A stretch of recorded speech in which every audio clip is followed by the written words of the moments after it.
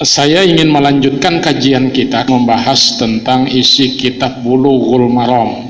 Nah, jadi kitab Bulughul Maram ini bukan kitab hadis, bukan kitab fikih, tetapi kumpulan hadis-hadis terkait dengan masalah syariat ibadah.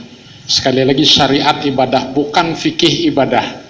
Jadi kalau syariat itu segala aturan yang mengatur perbuatan muslim mukallaf yang itu sudah diatur di dalam Al-Quran maupun dalam hadis.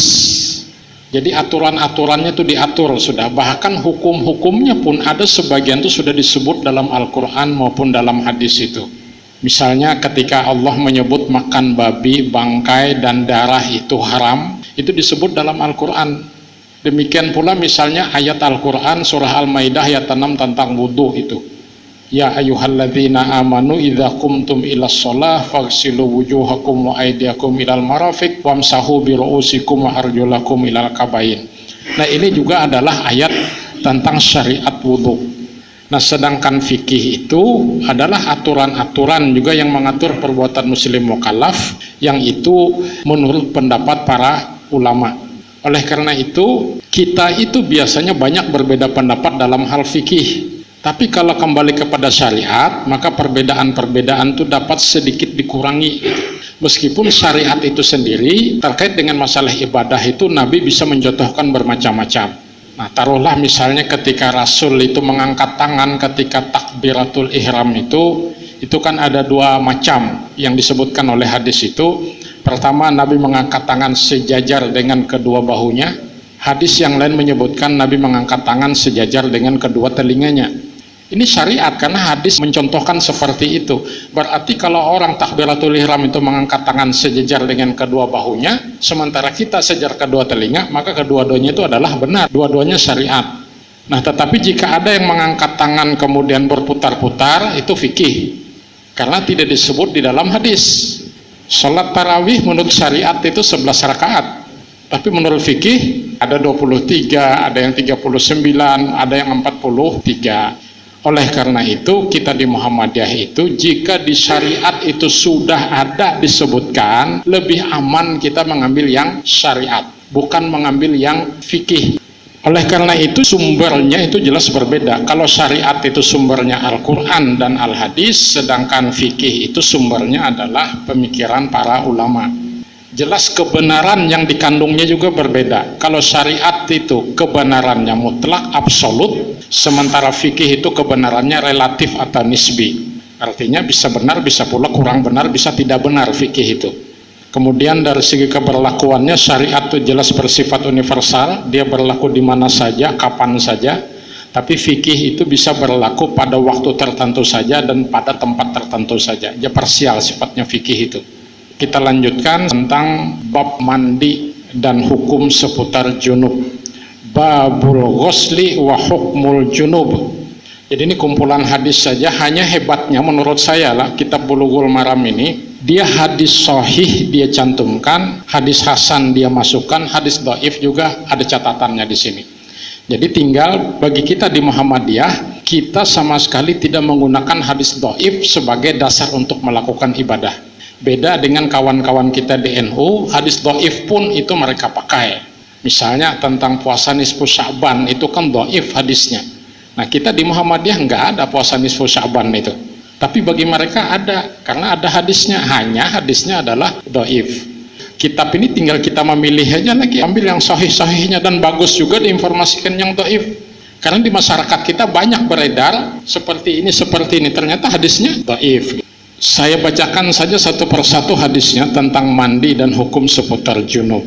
Wa an Abi Hurairah radhiyallahu anhu qala Rasulullah sallallahu alaihi wasallam idza jalasa baina syu'abihal arba'in thumma jahadaha faqad wajabal ghuslu. Dari Abu Hurairah berkata Rasulullah sallallahu alaihi wasallam bersabda, jika seseorang menindih 4 anggota tubuh istrinya kemudian memasukkan kemaluannya pada kemaluan istrinya, maka ia wajib mandi. Nah, di sini memang tidak dijelaskan menindih 4 anggota tubuh istrinya itu yang mana yang 4 itu. Dan kemudian memasukkan kemaluannya pada kemaluan istrinya, maka ia wajib mandi. Nah, ini artinya apabila kemaluan laki-laki tadi masuk ke kemaluan perempuan, sedikit atau banyak menurut saya, bahkan bahasa Banjar itu pagacak, nah maka itu sudah termasuk mewajibkan mandi. Meskipun nanti pada pembahasan lain, seseorang ketika menuduh orang lain berbuat zina, itu diantara syaratnya kan harus mampu menghadirkan 4 orang saksi laki-laki. Jadi kalau saya melihat orang berzina, saya sendiri lalu dilaporkan, maka menurut hukum Islam laporan saya itu laporan palsu, tidak diterima. Meskipun mata kepala saya menyaksikan. Jadi harus 4 orang laki-laki. Persaksian itu pun lagi, itu harus ada syaratnya. Di antara syarat persaksian itu adalah bahwa yang berempat itu tadi betul-betul melihat kemaluan laki-laki itu betul-betul masuk ke dalam kemaluan perempuan. Bahkan menurut ulama fikih itu yang masuknya itu diibaratkan seperti masuknya pulpen ke dalam botol. Jadi kalau inya kada melihat, ini misalnya melihat laki-laki berbina bertindih-tindihan gitu tuh, nah mohon maaf telanjang dua-duanya, berempat nang menyaksikan, tetapi dia tidak melihat kemaluan laki-laki itu masuk ke dalam kemaluan perempuan, maka persaksiannya ditolak. Nah itulah betapa Allah itu sangat menjaga aib kita.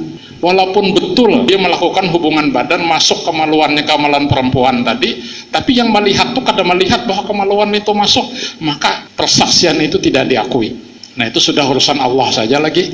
Jadi sanksi dunianya itu kadang-kadang, ini yang saya katakan betapa Allah itu sangat menjaga aib kita itu. Nah itu kalau masalah tadi yang laporan adanya tuduhan perbuatan zina. Nah kalau yang ini tadi dalam kasus ini itu juga para ulama macam-macam juga.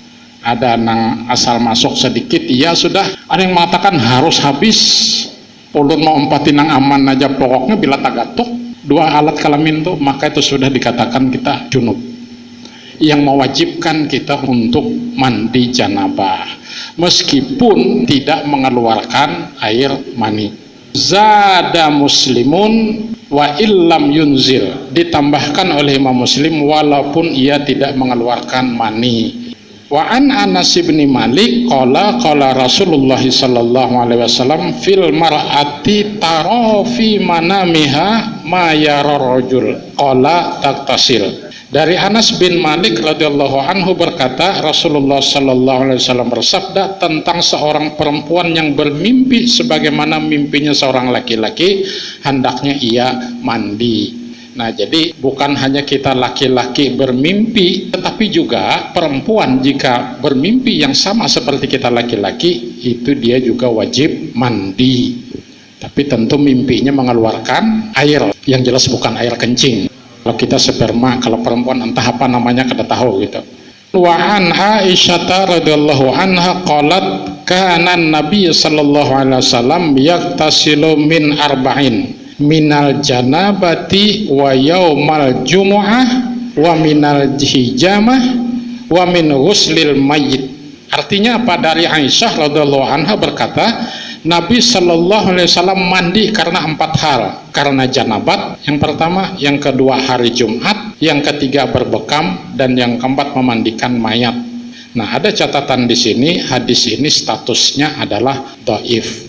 Meskipun kalau kita bandingkan dengan hadis-hadis yang lain, itu isinya benar. Kalau kita junub kan mandi, hari Jumat itu disunahkan mandi. Kemudian setelah memandikan mayat, kita juga disunahkan untuk mandi. Ditambah di sini kalau Nabi habis berbekam. Wa an Abi Hurairah radhiyallahu anhu fi qissati Tsumamah bin Usalin indama aslam. Wa amrahun nabiyyu sallallahu alaihi wasallam ayyaktasil. Dari Abu Hurairah radhiyallahu anhu tentang kisah Tsumamah bin Utsal ketika ia masuk Islam, Nabi memerintahkan kepadanya untuk mandi. Nah, di sini ada catatannya, hadis ini sahih. Berarti apabila ada orang yang baru masuk Islam, itu disunnahkan dia untuk melakukan mandi sebagaimana mandi wajib itu, tetapi tidak wajib, itu sunnah hukumnya. Nah itu untuk yang mandi janabat tadi. Kita lanjutkan tentang mandi untuk hari Jumat. Wa an Abi Sa'idin al-Khudri anna Rasulullah sallallahu alaihi wasallam qala Ghuslul jumu'ati wajibun ala kulli muhtalimin. Jadi disebutkan di sini, ini hadisnya sahih dari Abu Sa'id Al-Khudri, Rasulullah sallallahu alaihi wasallam bersabda, mandi pada hari Jumat wajib hukumnya bagi seorang yang telah bermimpi. Para ulama mengatakan meskipun di sini disebut kata wajib, tetapi makna wajib di sini bukan wajib dalam pengertian yang apabila tidak dikerjakan itu berdosa. Nah, sehingga ini lebih mengarah kepada hukumnya sunat muakkad. Jadi hampir wajib dan di atas sunat biasa. Saya dulu pernah ketika pengajian di Darul Arkam, ada seorang jamaah bertanya bagaimana anak saya yang sekolahnya itu mulai pagi. Sementara kalau habis sekolah pulang ke rumah dulu mandi baru ke masjid lagi, tidak sempat waktu. Jadi mandi hari Jumat itu tidak mesti menjelang berangkat ke masjid. Jadi habis sholat subuh mungkin kita mandi, ya mandi saya niatkan itu adalah mandi sunat pada hari Jumat. Nah, kalau malam Jumatnya kita melakukan hubungan suami istri, ya berarti didobel aja tuh niatnya itu. Mandi wajib dan mandi sunat gitu. Jadi tidak perlu 2 kali mandinya. Wa an Samurah bin Jundub radhiyallahu anhu qala Rasulullah sallallahu alaihi wasallam man tawaddaa yaumal jum'ati fabiha wa ni'mat wa man iktasala fal ghuslu afdal. Dari Samurah bin Jundub radhiyallahu anhu berkata, Rasulullah sallallahu alaihi wasallam bersabda, barang siapa yang berwudu pada hari Jumat berarti ia telah menjalankan sunnah dan lebih baik. Barang siapa yang mandi maka itu lebih utama. Nah, selanjutnya wa an aliyin qala kana Rasulullah sallallahu alaihi wasallam yuqri'unal Qur'an ma lam yakun junuban. Dari Ali radhiyallahu anhu berkata, Rasulullah sallallahu alaihi wasallam membacakan Al-Qur'an kepada kami selama beliau tidak junub. Kalau kita memegang hadis ini, memang maknanya adalah dalam keadaan junub kita tidak boleh membaca Al-Quran. Tetapi ternyata hadis ini ada catatannya, hadis ini statusnya dhaif. Artinya tidak ada hadis sahih yang melarang kita membaca Al-Quran pada saat kita junub.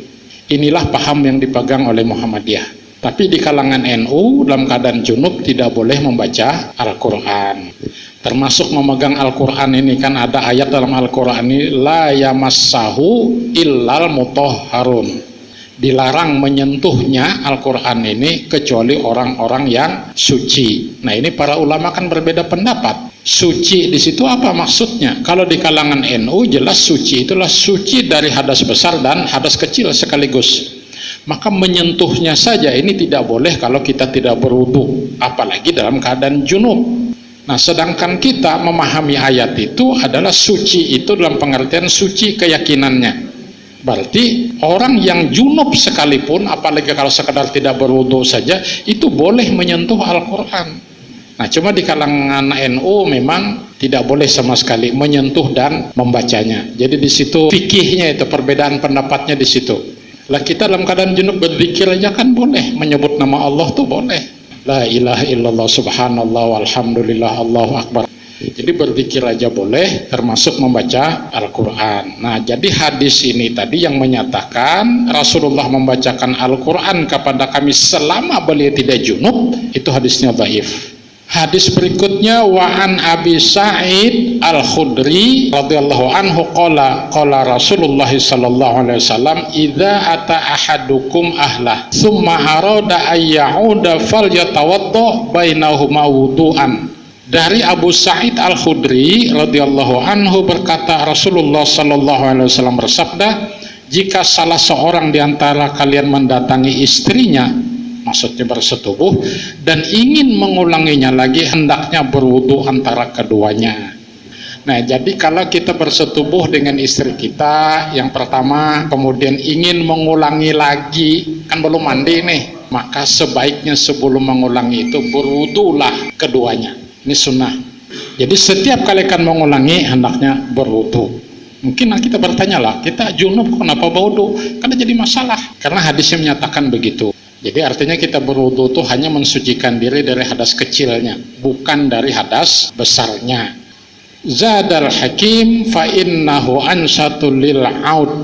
Al Hakim menambahkan karena dengan berwudu akan lebih semangat untuk mengulanginya lagi. Jadi rupanya wudhu itu fungsinya tadi di samping membersihkan kita dari hadas kecil, ternyata juga setelah berwudhu itu bisa menambah semangat stamina kita.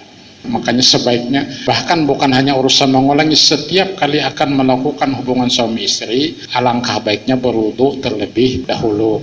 Selanjutnya ada hadis lain di sini, Roksi afa'angkuduhu lil huslil janabah wa fi riwayah wal khaidah faqala la innama yakfika ayni antahfi ala ra'siki thalatha hathayat. Dari Ummu Salamah aku berkata, wahai Rasulullah, sesungguhnya aku adalah seorang wanita yang mengikat rambut kepalaku, apakah aku harus menguraikannya saat mandi janabat? Dalam sebuah riwayat disebutkan, dan saat mandi haid. Beliau menjawab, tidak, cukup bagimu mengguyurkan air di atas kepalamu sebanyak 3 kali. Nah, hadis ini sahih.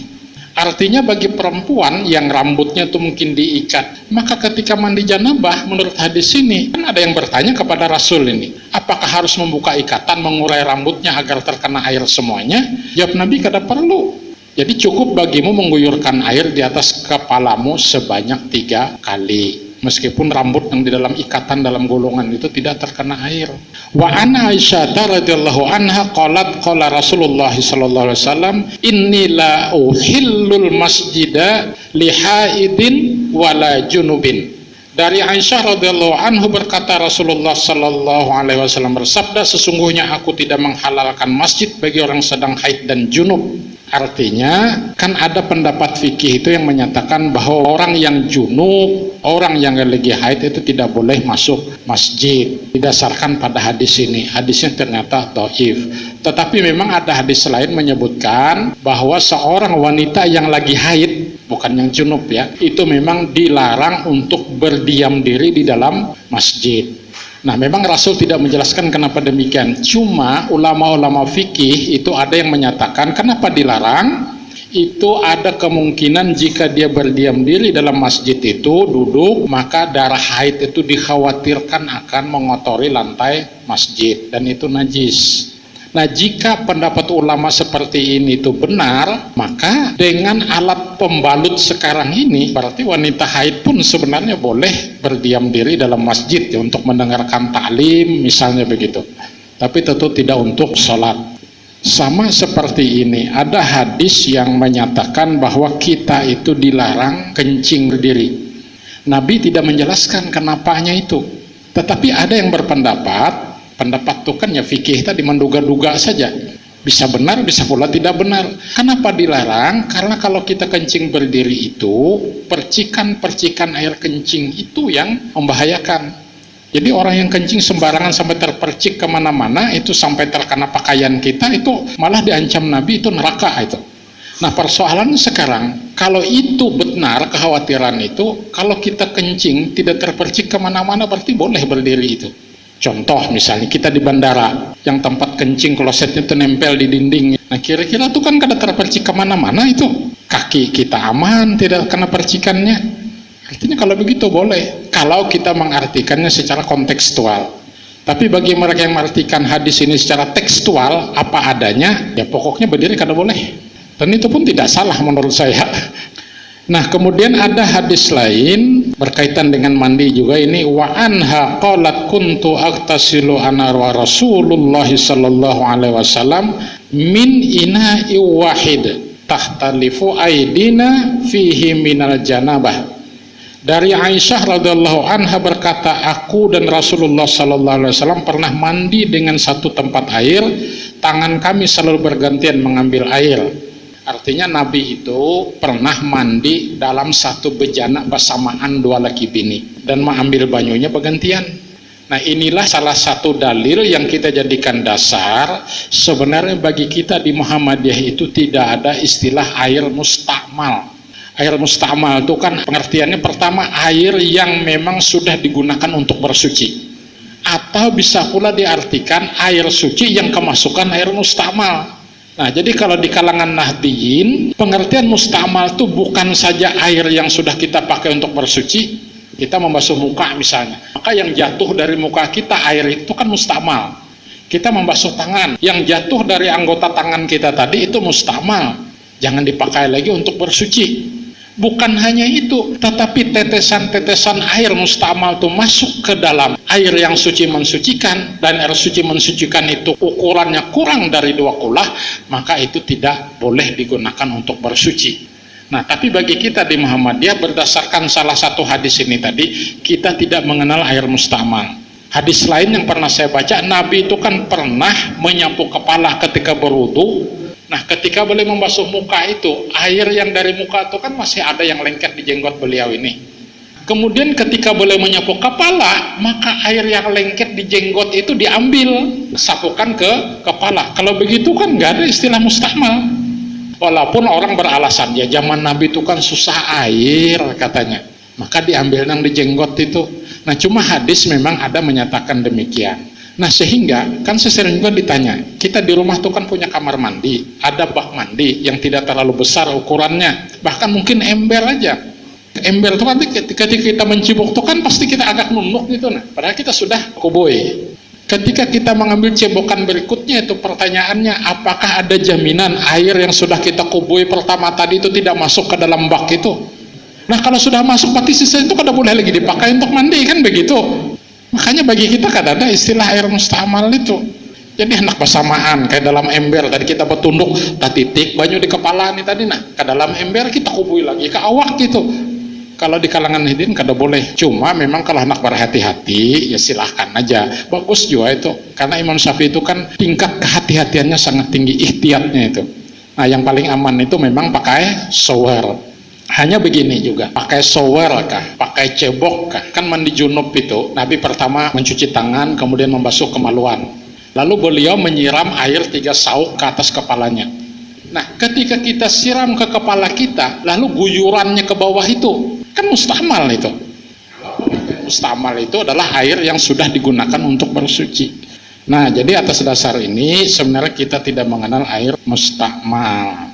Lalu ada hadis yang lain, artinya dari Abu Hurairah berkata Rasulullah Sallallahu Alaihi Wasallam bersabda, sesungguhnya di helai setiap rambut ada jadabat, maka cucilah rambut dan bersihkanlah kulitnya. Ini kan bertentangan dengan hadis yang di atas tadi. Kalau yang di atas tadi, ujar Nabi, kan ada yang bertakun tadi, bagaimana kami perempuan yang rambutnya diikat, digalung itu, apakah perlu diurai, dibuka? Ujar Nabi, kada perlu, siram saja sebanyak 3 kali. Nah, tetapi hadis ini kan beda dengan yang tadi. Sesungguhnya di helai setiap rambut ada janabat, maka cucilah rambut dan bersihkanlah kulitnya. Berarti setiap helai rambut itu wajib terkena air menurut hadis ini.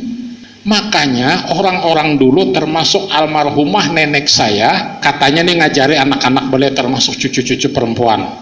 Jadi apabila dalam keadaan haid, kan dilarang memotong rambut, dilarang memotong kuku. Bahkan rambut-rambut yang rontok pada saat wanita haid itu harus dikumpulkan. Nanti ketika mandi junub itu diambil, itu dimandikan. Nah, mungkin boleh jadi mengambil pemahaman hadis ini, dan ternyata hadis ini dhaif. Nah, jadi tidak perlu kalau wanita itu lagi haid mengumpulkan rambut-rambut yang jatuh. Termasuk tadi dilarang memotong kuku, tidak ada larangan, silahkan aja. Kalaupun dipotong katanya, maka potongan-potongan kuku tadi harus dimandikan ketika kita mandi junub. Aduh, repot sekali, kok agama kayak begitu jadinya. Sekira itu sementara yang terkait dengan masalah mandi junub dan segala hukum yang seputar dengannya itu.